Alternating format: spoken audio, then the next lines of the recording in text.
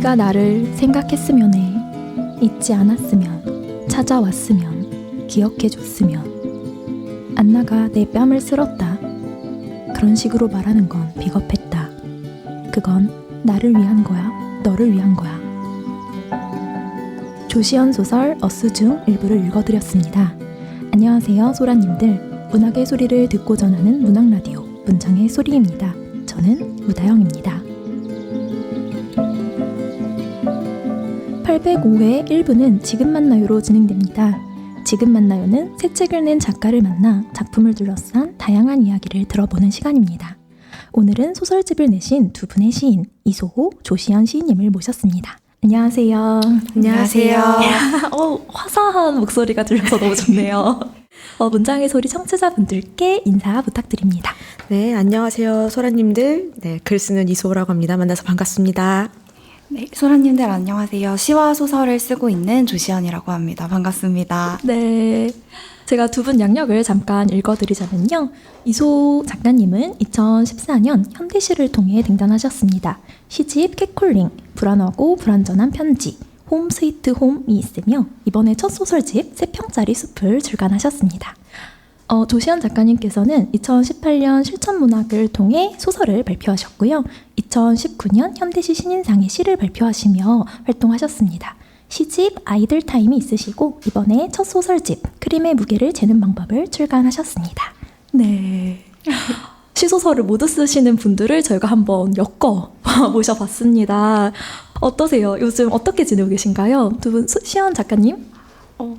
이제 막 출간을 해서요. 좀 이렇게 소개를 하는 자리도 가지고 독자님들 뵙는 자리도 가지면서 약간 바쁘게 좀 지내고 있었습니다. 두 가지 장르 모두 등단을 하셨었지만 시집이 먼저 나와서 조시연 시인이라고 불리는 게 더 익숙하셨을 텐데 요새는 조시연 소설가라고 좀 듣고 계신가요?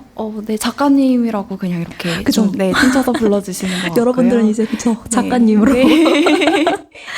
보시고요. 이소 작가님? 네. 어떻게 지내고 계신가요? 저도 독자분들 만나는 시간 가지고 있고 제가 이 책이 공교롭게도 제 10번째 단행본이에요. 그래가지고 네, 너무 놀랍죠? 저도 그렇게 됐을 줄 몰랐는데 그래서 이제 행사가 좀 그런 걸로 좀 있어가지고 네, 그렇게 독자분들 만나고 있고 저는 또 10번째 단행본을 통해서 좀 쉬려고 하고 있습니다. 네.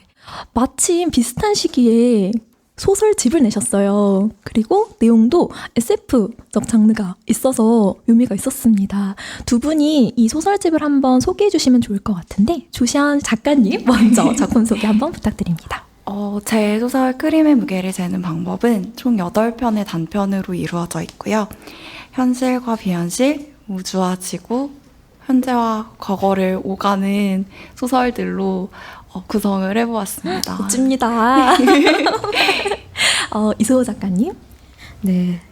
저의 3평짜리 숲은 10번째 단행본으로서 소설집으로는 첫 소설집이에요. 그리고 연작소설로 구성되어 있고 지구에 있는 에어포켓에서 이제 3평짜리 숲이라는 데저트랜드로 가거나 아니면 창백한 푸른 점으로 가는 아이슬란드로 가는 어떤 주인공 2명의 여자 주인공들이 어디로 가서 생존하게 되는지에 대한 밸런스 게임이 보이는 책입니다. 네, 유난히 성이 지어진 인물도 많이 나오지만요.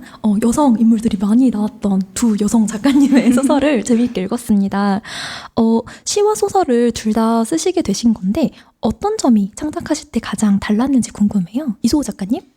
저는 시는 굉장히 현실적으로 쓰는데 이상하게도 소설은 상상력에 기대서 쓰는 것 같아요. 네. 그래서 제가 살아보지 않은 첫 번째 중편 소설도 근미래였고 네. 지금도 완전 미래 지구에 대해 썼는데 저도 왜 그렇게 되는지는 모르겠지만 아무래도 소설이라고 한다면은 시랑은 좀 다른 길을 가보고 싶었어요. 그래가지고 좀 상상력에 많이 치우쳤던 것 같습니다. 지금 짚어주신 게 정확한 게 지독하게 현실적이었던 이소호 시인님의 시에서 이렇게 환상적인 붕 뜬 어떤 다른 세계관의 소설이 나온 게 신기했는데요. 사실 제가 알기로 SF 드라마 중독자시잖아요. 네, 그렇죠. 잠깐 막간으로 한 편의 드라마를 추천해 주신다면 어떤 SF 작품 있을까요? 제가 매번 추천하는데 다들 매번 안 보고 오셔서 다시 한번 하는 수 없이 추천하겠습니다. 제발 봅시다. 여러분, 네, 봅시다. 원한드레드라고요. 이거를 본 작가님들은 이제 우다영 작가도 보셨겠지만, 네, 삶을 잠시 방학하고 싶을 때 볼 수 있는 드라마예요. 네. 첨언하자면 저는 그 영업을 계속 무시하다가 시작했습니다. 그리고 예전에 다 봤는데요. 훌륭한 드라마입니다. 7시즌으로 되어 있고요. 매 시즌마다 새로운 문이 열리기 때문에 네. 저도 보겠습니다. 시현 다음에 만날 때. 네. 그러면 시현 작가님은 시와 소설 어떻게 다른가요? 일단은 드리는 시간이 조금 다른 것 같고요. 소설은 확실히 엉덩이의 힘으로 쓰여진다는 것이 어떤 말인지. 그리고 길게 쓰시더라고요. 남일 같지 않아서 아주 네, 됐던 것 같고 저는 시는 조금 더 감각이 바깥으로 열린다면 소설은 하나의 세계에 조금 더 골몰아하면서 쓴다고 느껴져서 그 쓰는 몸의 감각이 저에게는 좀 다르게 느껴졌던 것 같아요. 그리고 각기 다른 부위를 망원경으로 다르게 좀 들여다보는 느낌이 들어서 둘 다 저에게 약간 쓰는 몸을 전환하는 감각을 주는 것 같습니다. 그 몸의 감각, 전 사실 소설을 쓰고 나면 병이 조금 나는데 병이 안 나면 조금 허전해요. 좀 덜 썼나? 이런 생각이 드는데 시와 소설 어떤 게 좀 더 몸을 고달프게 하나요? 아무래도 그 소설이 오래 앉아서 오래오래 그 세계에 들어가 있어야 하다 보니까 조금 물리적인 힘을 많이 소요하게 된다고 느꼈습니다. 소설가들이 이렇게 아픕니다. 이쪽으로 오셔서 여러분 건강관리 하셔야 되고요. 그러면 시 쓰는 마음과 소설 쓰는 마음을 어떤 동물이나 음식에 비유해도 재밌을 것 같은데요. 시는 고양이다, 소설은 강아지다 이런 식으로 하나 비유를 해주시면 좋을 것 같습니다. 시연 작가님? 저는 시는 맹금류 같다고 생각을 했고요. 좀 빠르게 낚아채는 어떤 힘? 그 순간순간의 힘? 이게 되게 중요한 것 같아서. 그리고 소설은 뱀 같다고 생각했어요. 느리게, 네, 안에서 느리게 좀 소화를 해가면서, 물론 이제 시도 그런 부분이 있지만, 그 안에 세계에 조금 더 잠겨서 느리게 소화를 한다는 면에서 맹금류와 뱀으로 생각을 좀 해봤습니다. 멋지네요. 근데 대체로 맹금류가 뱀을 이기잖아요. 먹이사슬 구조 안에서. 그러네요. 이게 시연 작가님의 공식. 네, 잘 들었고요. 이소 작가님 어떠신가요? 일단 시연 작가님이 자꾸 말씀을 너무 멋있게 해가지고 제가 주눅이 많이 드는데요. 어쩔 수 없죠. 제가 준비해온 대로 하겠습니다. 네. 저는 솔직히 시 쓰면서 제가 이미지를 아무래도 다루는 작업이고 그 이미지의 연속성을 가지고 있기 때문에 저는 시는 미술관 같다고 생각했고 네. 소설은 영화관 같다고 생각을 했어요. 네, 어떤 서사가 가득 차 있고 그 영화도 영화제 정도로 생각을 했었어요. 그 짧은 단편들이 모여가지고 하나의 주제를 가지고 얘기하는 것 자체가 저는 영화관이라고 생각했습니다. 그렇군요. 그렇다면 소설 쓰기를 한참 진행하시다가 지금 책을 출간한 따끈따끈한 작가님들이시잖아요. 그러면 소설 쓰기만의 은밀한 즐거움이 있다면 무엇이 있는지 궁금합니다. 소 작가님? 저는 사실 문예창작과를 나왔지만 소설을 전필이 아니어서 배우질 않았거든요. 갑자기 고백을 하는데. 그래서 제가 등단을 해서 소설을 쓰기 시작한 작가라서 사실 소설 쓰기에 대한 법칙은 잘 모르면서 썼어요. 그래서 그냥 연극 같다고 생각을 하고 제가 잘할 수 있는 게 아무래도 시에서도 똑같지만 화자 그냥 주인공 그것 되기가 되게 중요하다고 생각하는데 일단 연극같이 역할 되기에 대해서 재미를 붙이면서 또 저는 끝을 모르고 쓰거든요. 근데 저는 궁금해요. 소설 작가님들이 원래 끝을 생각하고 쓰시나요? 여기에서 소설만 쓰는 제가 답을 해야겠죠? 근데 그대로 안 가죠. 끝을. 네. 저는 생각도 없이 쓰거든요, 사실. 저희 소라 여러분들 오해하실 수 있으니까 좀 더 멋지게 포장해 주실 수 있나요? 네, 아니요. 그 주인공이 멈추는 순간이 결말이라고 생각하기 때문에 멋졌습니다. 멋졌죠. 네. 그래서 저는 일단 끝을 두지 않고 이 주인공이 어디까지 나아갈 수 있을까, 펜의 힘으로 어디까지 갈 수 있을까를 생각하면서 쓰기 때문에 저는 그게 좀 달랐던 것 같아요. 시는 어느 정도 제가 생각을 좀 해놓거든요. 물론 가는 길이 좀 다를 때가 훨씬 많지만 어느 정도 이런 장면을 써야겠다, 이런 것들을 포착해야겠다, 이런 메시지를 넣어야겠다, 사유가 있다, 이런 게 있다면 소설은 모험을 떠나는 것 같아요. 모험가의 자세로 이번에 책이 나오셨군요. 네네. 네, 시연 작가님은 어떠세요? 이게 앞에서 먼저 말씀을 하시는 게 너무 잘하셔가지고 어떤 느낌인지 알 것 같아요. 서로 약간 경계하지 마시고.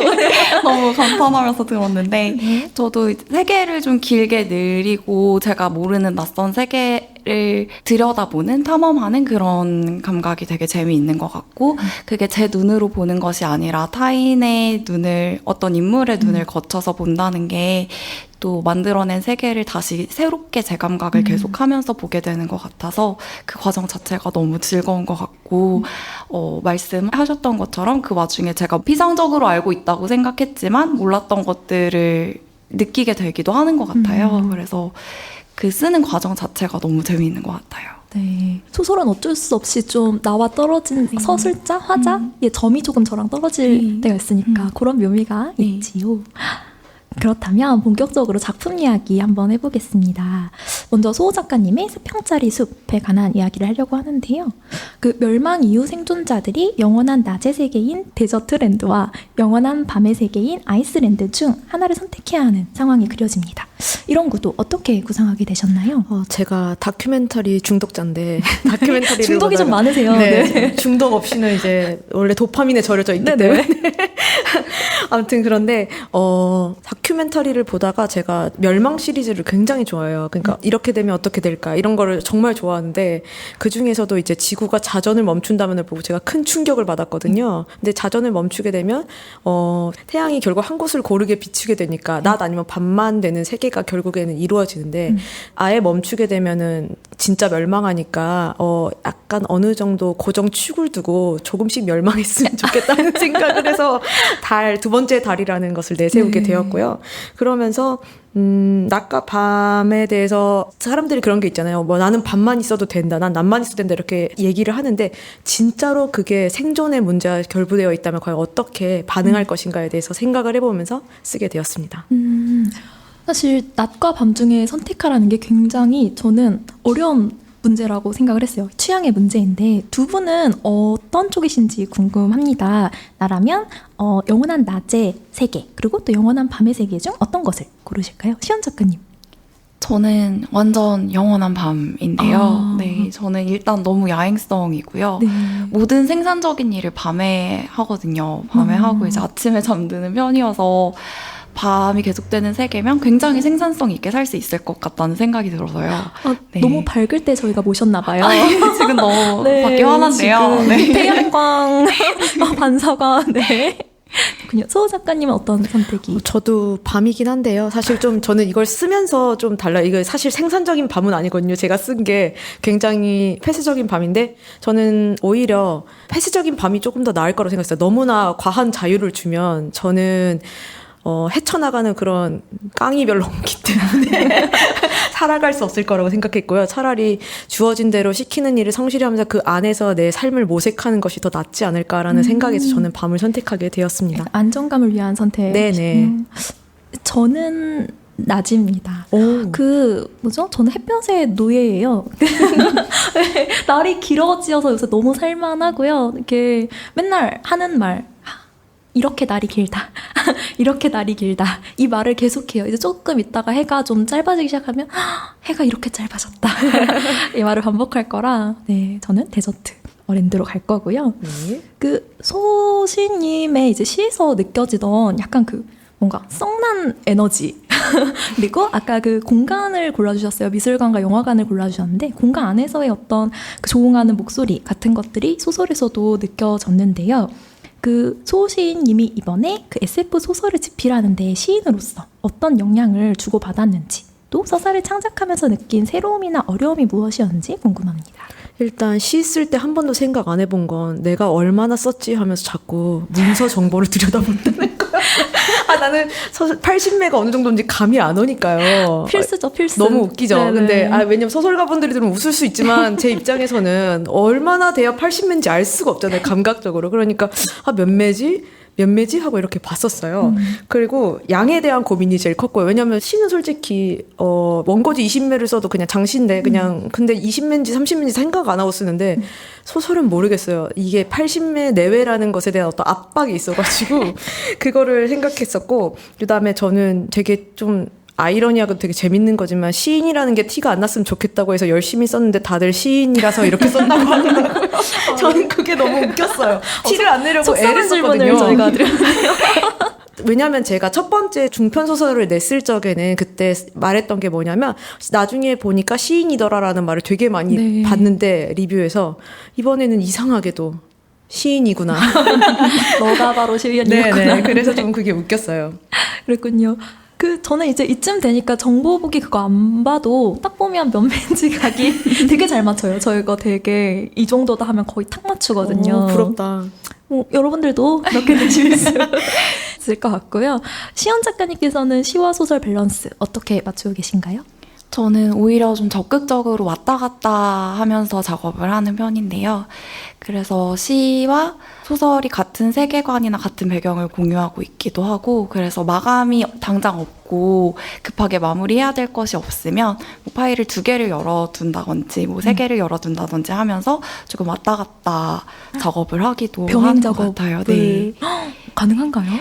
그게 이제 쓰다 보면 이게 당장 다르게 옮겨야 하는 부분들이 감각적으로 생길 때가 있어요. 그래서 좀 그 순간순간을 캐치하려고 하는 편인 것 같고, 그래서 원래는 하나여야 할 세계가 이제 파일로 봤을 때는 막 4-5개로 늘어나 있기도 하고, 그래서 너무 이제 제가 골몰에 있는 것 같으면 또 시를 쓰다가 소설을 쓰면 그게 또 환기가 되기도 하고, 이렇게 해서 저한테는 너무 들어가지도 않으면서 또 적당히 즐거움을 오래 유지할 수 있는 그런 방법인 것 같습니다. 뒤에서 얘기 나누겠지만 시연 작가님은 약간 여러 가능성이 이어진 그런 골조를 쓰시기 때문에 그런 작법도 좀 어울리시는 것 같아요. 네. 저도 좀 파일 여러 개거든요. 네. 조금 이따 얘기를 나눠보고요. 소 작가님 계속 얘기를 들어보면 세계 부조리에 관해서 궁금증이 좀 생기더라고요. 아지는 범죄 조직에 들어가 돈을 모으지만 결국 부유층의 세계에 진입하지 못하고 좌절하고 맙니다. 1위는 모두 평등하다던 이곳도 결국 틈이 있었다는 사실을 깨닫게 되는데요. 이러한 장면들을 만들 때 작가님께서 특별히 고민하신 문제, 그리고 소설 구성에서 유독 신경 쓰신 부분이 무엇이었는지 궁금합니다.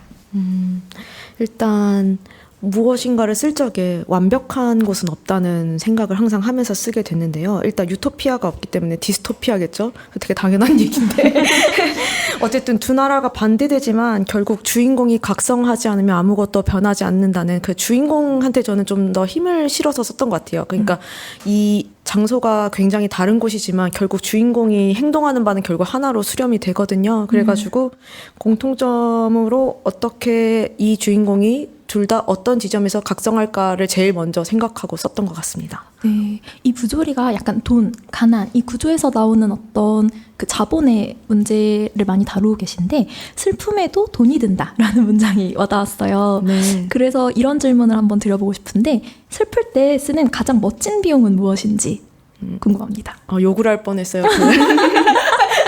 네. 네, 안 되죠. 네.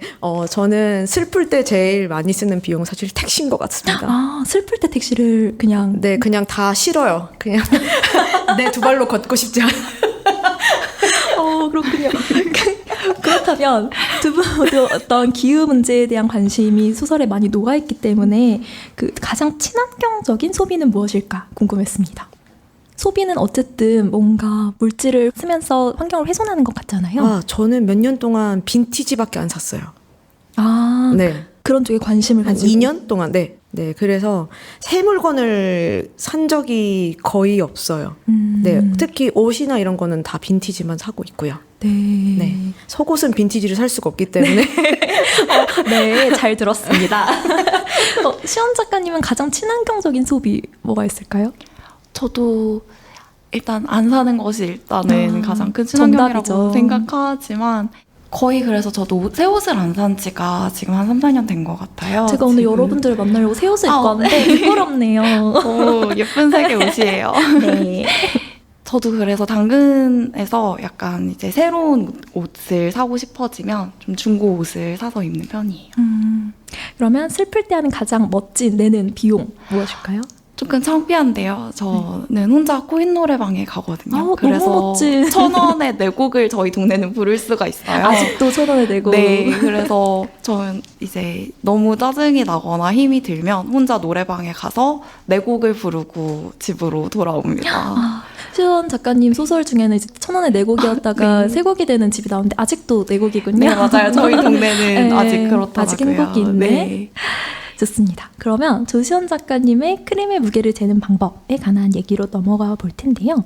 8편의 작품입니다. 작가님께서 유독 애착을 가지고 있는 작품 하나만 소개해 주신다면 무엇일까요?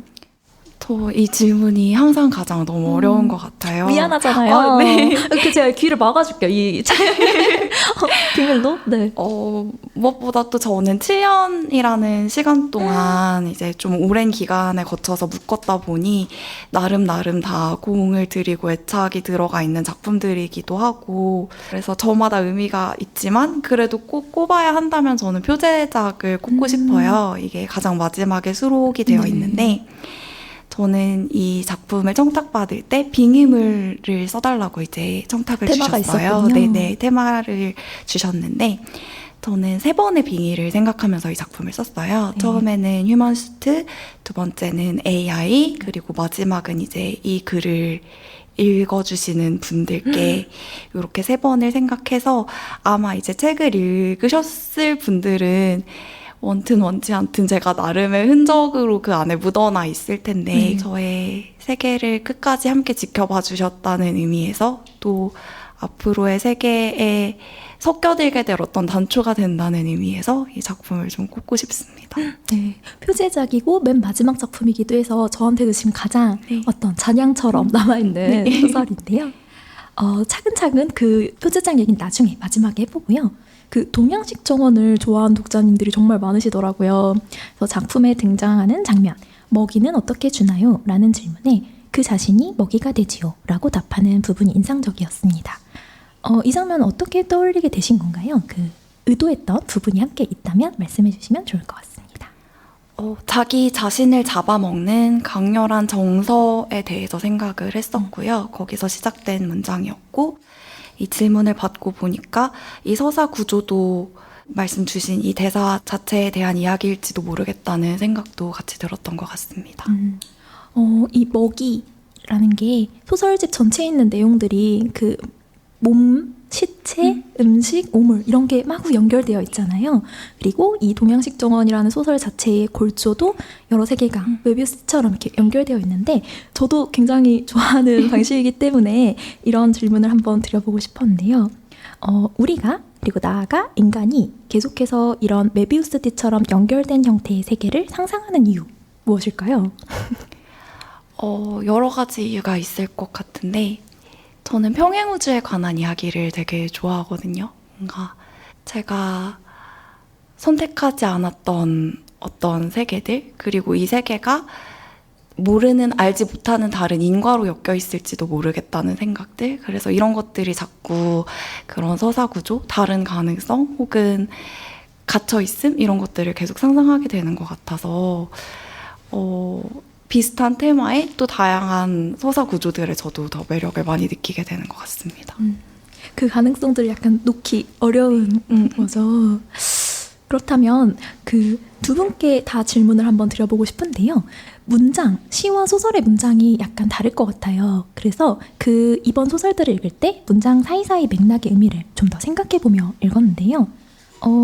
그 두 분이 시인이라는 사실을 독자분들이 이미 알고 곱씹으면서 읽게 되실 텐데 이러한 지점에 관해 여러 고민과 생각이 있으셨을 것 같습니다.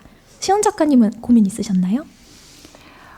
저는 정확함과 부피를 함께 고려하면서도 이게 끝끝내 시여야 하는 이유, 소설이어야 하는 이유, 이것을 스스로도 질문을 던지면서 찾아가는 과정이었던 것 같고 정확하면서도 조금 더 거듭 생성되는 이야기면 좋겠다는 생각을 하면서 좀 썼던 것 같습니다. 생성되고 있군요. 네. 수호 작가님 어떠세요? 큰일 났네요. 제가 메모를 한 걸 그대로 읽겠습니다. 네. 저는 문장 고민은 잘 안 했는데 이렇게 쓰는 게 소설이 맞나 생각은 많이 했습니다. 라고 썼단 말이에요. 두 분 다 질문을 계속 허생하며 아, 근데 쓰셨네요. 어쩔 네. 수가 없는 게 배운 적이 없어서 그래서 이거 에피소드 하나 알려드리면 이제 우다영 DJ한테 제가 긍정낙천 캘리포니아인까지 나왔을 적에 보냈어요. 이게 소설이 되고 있는 게 맞냐고. 그랬더니 더 정진하라고 해서 그다음부터 정진해서 저게 완성된 거거든요. 그래서 네, 누군가한테 그렇습니다. 물어봐야 했어요. 제가 쓰고 있는 게 맞는지. 그래서 이제 감각이 없으니까 제가. 근데 쓰면서 사실 감각을 찾긴 했는데 그 전까지만 해도 제가 몰랐어요. 이렇게 쓰는 게 맞는지. 그래서 네. 참 이 자리를 빌어 감사하다는 말씀 전해드리겠습니다. 누구한테 보내는 건가요? 알겠습니다. 그러면 표제작의 얘기를 잠깐 해볼게요. 크림의 무게를 재는 방법. 왜? 영어는 슈크림이다 라는 표현 너무 좋았습니다. 그렇다면 이제 두 분에게도 한 번씩 부탁을 드리고 싶은 게 문장의 소리는 뭐뭐다 라고 말씀을 한번 해주시면 좋을 것 같아요. 시연 작가님 먼저. 할 수 있으시죠? 네. 저는 문장의 소리는 미나리다 하겠습니다. 미나리요? 네. 저 어제 미나리인발 만들어 먹었어요. 정말요? 네, TMI였습니다. 네. 미나리가 향과 맛이 굉장히 좋잖아요. 그래서 첨가되면 모든 음식이 너무 맛있어진다는 생각을 하는데 이게 작가님들의 책을 읽어도 물론 좋지만 문장의 소리를 듣고 책을 읽으면 그 맛과 향이 더 풍부해진다는 의미에서 미나리다 해보겠습니다. 저희가 미나리 같은 고명이 네. 되도록 정진하겠습니다. 소호 작가님 한번. 네. 저는 큰일 났네요. 오늘 방송이. 저는 망토라고 생각했었거든요. 망토? 왜죠? 네. 저희한테 씌워진 어떤 이미지를 한꺼풀 벗겨버린다는 의미에서 망토라고 생각했는데 다시 생각해 올까요? 아니요, 저희가 뒤집어 쓰고 벗기고 네, 그렇죠, 그렇죠. 두 가지를 두 분이 아주 알차게 주셨고요.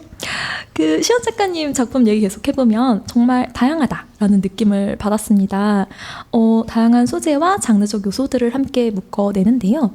처음부터 좀 하나의 큰 주제를 잡고 소설을 쓰셨을지 아니면 이제 각 작품을 이제 구상하시면서 흐름을 만들어 가신 건지 궁금한데요. 어떠셨나요? 저는 쓰면서 흐름이 만들어진 것 같은데요. 아무래도 소설을 쓰는 시간이 길었다 보니까 큰 기획을 잡고 하기에는 조금 어려운 지점이 있었지만 다만 이제 시집과 좀 교체를 해서 보면 그 순간순간 저에게 중요했던 어떤 것들이 조금 더 선명하게 흐름으로 드러날 것 같다는 생각은 듭니다. 그리고 7년의 세월 동안이니까 되게 많은 시절에 내 관심사들이 들어가 네네. 있잖아요.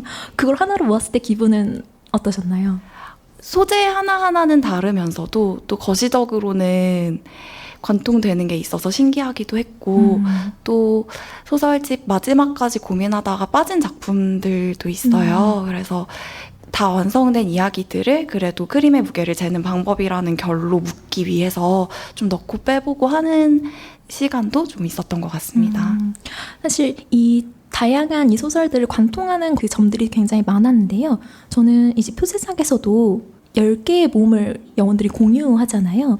그래서 그 AI 안젤리카가 있지 않으면 인간들은 양보하거나 타협하지 않을 거다라는 문장이 이 소설집 전체의 이야기들을 좀 관통하는 것 같았고, 그리고 앞에서 나왔던 그 중국집 회전 케이블을 굉장히 제가 오랫동안 잊지 못했어요. 그게 처음에는 복을 나누는 것처럼의 어떤 내가 가진 미신이 실은 불운을 나누는 걸지도 모르는, 그래서 분배에 대해 많은 생각을 하셨던 것 같아서 질문을 드려보려고 하는데요. 그 나눠 가지는 일, 인간의 분배에 대해 좀 기대와 실망 있으셨을 것 같은데 한번 이야기를 들려주시면 좋을 것 같습니다. 최근에도 친구랑 이런 이야기를 했는데 너무 한 사람이 과한 것을 소유하려고 한다는 생각을 했던 것 같아요. 그래서 이를테면 제가 우연히 유튜브에서 본 것 같은데 정확하게 어디서 봤는지는 기억이 안 나지만 킴 카다시안의 집에 냉장고가 4채가 있다고 하는 거예요. 네, 그래서 사실 저희가 살아가는데 4채의 냉장고까지는 필요하지 않잖아요. 그런데 어딘가에서는 또 그런 냉장고를 가질 수 없는 사람도 있을 것이고 물건은 항상 과잉 생산되는데 그것은 항상 생산하는 사람들이 또 가져가게 되고, 그래서 그게 비단 소설에서나 일련의 에피소드뿐만이 아니라 사회나 구조적인 문제로도 이어진다고 생각하고, 그것이 사실은 환경 문제와도 다르지 않고 환경 문제 또한 생산하는 이들이 말하자면 주범? 조금 더 책임을 짊어져야 하는 사람들이 있지만 사실 지구에 있는 모두가 그것을 같이 분배받아야 하는 것이잖아요. 그래서 그 모든 결들이 다 엮여있기 때문에 하나만 따로 뽑아서 생각을 하기가 되게 어려운 것 같고 그런 면면들이 아마 작품 사이사이에 녹아 들어가게 된 것 같습니다. 네. 좋은 편리도 나눠 가지지만 좀 무시무시한 책임들도 나눠 가지는 모습들을 공감하며 읽었는데요. 그렇다면 두 분에 대한 평소 질문, 일상 질문을 드려보고 싶은데요. 두 분의 집필 루틴 어떠실지 궁금합니다. 소 작가님 루틴 있으신가요? 저는 루틴이라고 한다면 저는 다 모든 글을 몰아 쓰거든요. 네. 약간 방학 숙제처럼 쓰는데 그래서 이 소설도 사실 생각은 2달, 3달 해도 물리적으로 앉아서 쓰는 시간은 3일밖에 안 되거든요. 그리고 저는 시집도 한 부를 일주일 안에 다 써요. 그래서 저는 모든 글을 좀 몰아서 쓰기 때문에 그게 루틴이라면 루틴일 것 같아요. 글을 안 쓸 때 뭐 하고 사시나요? 누워있어요. 네.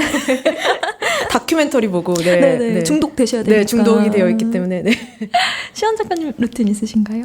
저는 저녁에서 새벽이 밝아오는 그 시간에 항상 저의 방에서 마실 것을 옆에 두고 앉아 있습니다. 정말 아이슬란드로 네. 가셨어야. 햇볕 안 보시면 그 비타민 D 어렵지 근데 않으세요? 산책은 좋아해서 네. 이제 낮에는 주로 좀 산책을 하거나 누워서 보내거나 하고요. 그 밤에 작업을 하는 시간은 이제 밤에 하는 걸로. 네. 그렇군요. 그럼 글 쓸 때 쓰는 아이템 이것 참 좋더라 이런 게 있다면 좀 추천해 주시면 좋을 것 같은데요. 꿀템 공개. 소실님 있으신가요? 저는 제 독자분들께는 많이 말씀드려서 아실 텐데 저는 책을 새로 쓸 때마다 키보드를 바꿔요. 부유해서가 아니라 네. 새 시작하고 싶어요. 네. 근데 새로 시작하고 싶어서 그때마다 제가 쓴 게 키크론 기계식 키보드인데 그래도 한 권당 그 정도는 투자해야 기분이 좋을 수 있다고 생각하고 또 그거를 제가 또 나누기도 하거든요. 그래가지고 네 저는 키크론 키보드 중에서도 특히 청축으로 된 거 좀 소리가 시끄러웠으면 내가 좋겠어요. 쓰고 있다. 네네 그러니까 혼자 집에서 쓰기 때문에 아무래도 내가 쓰고 있다는 거를 스스로 뽐을 내면서 써야 된다고 생각하기 때문에 저는 키크론 키보드 중에 청축을 추천드립니다. 네. 근데 사실 글쓰기 경비로 키보드 하나면 그래도 검소하지 않나 생각해보고요. 시원 작가님 아이템 있으신가요? 저는 스티커 모으는 거 되게 좋아하는데요. 귀여워야 최고. 네, 근데 글을 쓰면 달력에다 스티커를 붙여요. 그래서 참 잘했어요. 네. 그래서 이제 좀 한 달을 딱 보고 많이 붙어 있으면 되게 기분이 좋고 귀엽습니다. 어쩜 저도 누가 좀 붙여줬으면 좋겠네요. 잘했다는 소리 좀 들어보고 싶고요. 그렇다면 이것도 궁금합니다. 소설을 집필하는 기간 동안 집에 가장 많이 쌓인 것은 무엇이었을까요? 시연 작가님? 가장 많이 쌓인 것이요? 네. 먼지와 머리카락. 어쩔 수 없죠. 주변을 돌볼 수 네, 없기 네. 때문에. 수호 작가님은? 저는 커피 이거 껍질이요. 계속 커피를 섭취하시네요. 네네 그 제일 큰 사이즈 있잖아요. 저가 커피에서 나오는 제일 큰 사이즈 그거를 저는 집필하기 전에 한 4개 정도를 싸서 집으로 들어와서 이제 김치 냉장고에 잘 넣고 하나씩 먹습니다. 김치 냉장고에 커피 보관. 네 음료 맛이 변하지 않거든요. 얼음이 네. 녹지도 않고 냉장고가 훨씬 나아요. 네, 두 분이 어떻게 쓰시는지 좀 상상할 수 있어서 좋았고요. 이 책을 딱 한 사람에게만 선물할 수 있다면 누구에게 건네고 싶으신지도 궁금합니다. 첫 소설집이니까요. 시연 작가님? 저는 저희 어머니한테 드리고 싶은데요. 조금 무시무시한데 괜찮으실?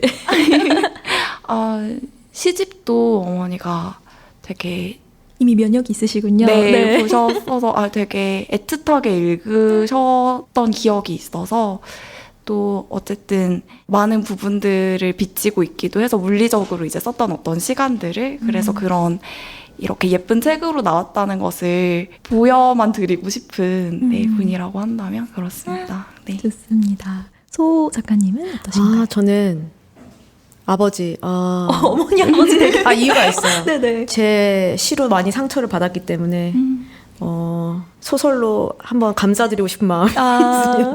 네, 왜냐하면 아버지가 그래서 나와가지고 이렇게 어떤 이런 역할을 맡으셨는데 저희 부모님 사실 제 소설을 좋아해요. 이유가 있어요. 그냥 시는 약간 오해를 많이 받으시는데 소설은 오해받을 필요 없이 그런 얘기 많이 들으시는데 소설은 오해받을 필요 없이 되게 좋은 얘기만 듣는다고 엄청 기뻐하시거든요. 네.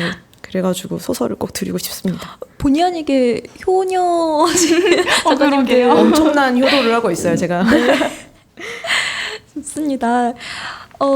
작가님들의 다음 행보도 기다려지는데요. 혹시 계획된 것이 있다면 저희 문장의 소리 소라 여러분들께 살짝 들려주시면 좋을 것 같아요. 시연 작가님 어떤 일정이 있으실까요? 하반기에 시집이 나올 것 같고요. 쉬지 않으셨네요. 네.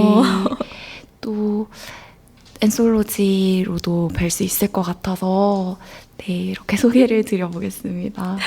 그 새로 나올 두 번째 시집은 어떤 것이 좀 새로워지는지 살짝 힌트를 주시면 어떨까요?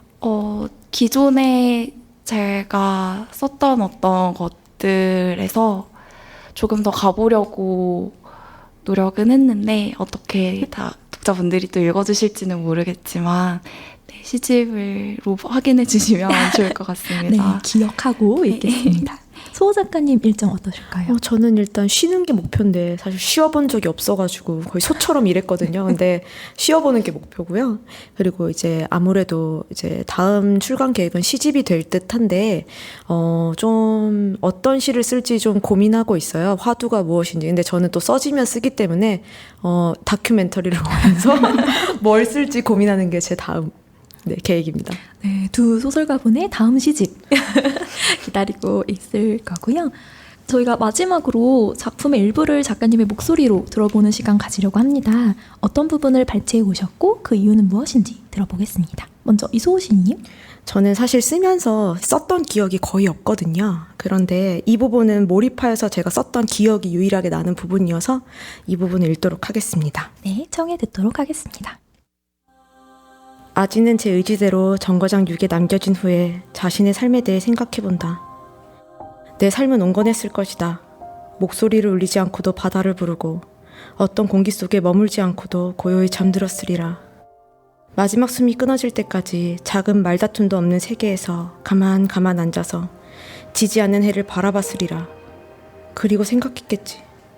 나 별은 못 보고 가겠구나. 우리가 별을 보던 그때, 너무 춥다고 저 별 따위는 전부 사라져버렸으면 좋겠다고 말했던 그때를 떠올리며 내 인생에 있었던 17번의 별을 떠올리며 아주 반짝이던 그 별 곁에서 결말을 짓지 않아 괜찮았던 이야기에 대해 이야기하겠지. 나를 비추는 가장 큰 별 태양이 되고 속삭이겠지. 사랑해. 이 말은 누구한테 해야 할까? 죽기 전에 사랑한다는 말은 꼭 남기고 싶어. 이 말을 내가 가장 아끼던 사람에게 남길 수 있다면 그걸 들을 사람은 일인데. 네, 가장 몰입해서 쓰셨던 부분. 시연 작가님은 어떤 부분을 가져오셨을까요? 저는 크림의 무게를 재는 방법에서 부분을 발췌를 해왔는데요. 지금 여기에 모인 이 구성원들이 다시 같은 시간에 이런 분위기에서 다시 만나서 같은 감정으로 이곳에 머무르기가 어려울 것이잖아요. 또 이것을 들어주실 독자분들도 아마 이전과는 전혀 다른 감각으로 방송을 계속 들으실 수 있다고 하더라도 이 순간의 느낌은 한 번뿐일 것이라서 이 순간에 대한 이야기를 좀 낭독을 해보고 싶었습니다. 좋습니다. 청해 듣도록 하겠습니다. 하지만 나는 상상을 좋아하고 그 상상을 수많은 버전으로 고칠 때까지 시간은 많다. 그러니까 자연스럽게 낭만적인 쪽으로 운이 좋다면 정말 마디와 내가 만날 운명이었다면 이 모든 걸 거스르고 다시 만나게 될 것이다. 처음 만났을 때도 그랬으니까 이게 다 운명이잖아. 하필 그 시간, 그날, 그 순간 너와 내가 거기 있어서 마음이 통해서 그게 한치도 어긋나지 않아서 그게 반복되어서 지금 여기에 이렇게 같이 있는 거니까. 마디는 땀에 젖은 내 팔뚝을 핥으며 그렇게 말했다. 네, 지금 이 순간 기록하도록 하겠습니다. 오늘 이렇게 두 분하고 여러 이야기 나눠보았는데요. 벌써 마지막 소감을 들어야 하는 시간이 되었습니다. 소시님 어떠셨나요? 저는 소설가로서 이렇게 제 이야기를 할 수 있다는 게 너무 영광스럽고 방금 제가 소시님이라고 했거든요. 네. 영광스럽고 기분이 너무 좋은데요. 특히 제가 정말 좋아하는 사람 2명이랑 같이 또 할 수 있어서 정말 좋았어요. 제 소설을 처음에 이렇게 가도 된다고 말해준 소설가, 그 다음에 저랑 같은, 또 우리가 공교롭게도 현대시 출신이거든요. 둘 다. 네. 그래가지고 둘 다 같이 이렇게 비슷한 시기에 또 책이 나와서, 사실 시도 비슷한 시기에 나왔거든요. 홈스위트홈이랑 아이들 타임이. 거의 한 가족이신. 네, 가족처럼 저희가 책이 계속 나오고 있는데, 이렇게 책으로도 만나고 이렇게 좋은 동료가 있어서 참 기뻤습니다. 네. 수지연 작가님? 네, 저도 이렇게 좋은 자리에 좋은 날에 불러주셔서 너무 감사드리고요. 이렇게 편안하게 언니들이랑 얘기할 수 있었던 것도 너무 좋고, 작품이 나온 지 얼마 안 됐는데 꼼꼼하게 읽고 좋은 질문 준비해 주셔서 너무 감사드리고요.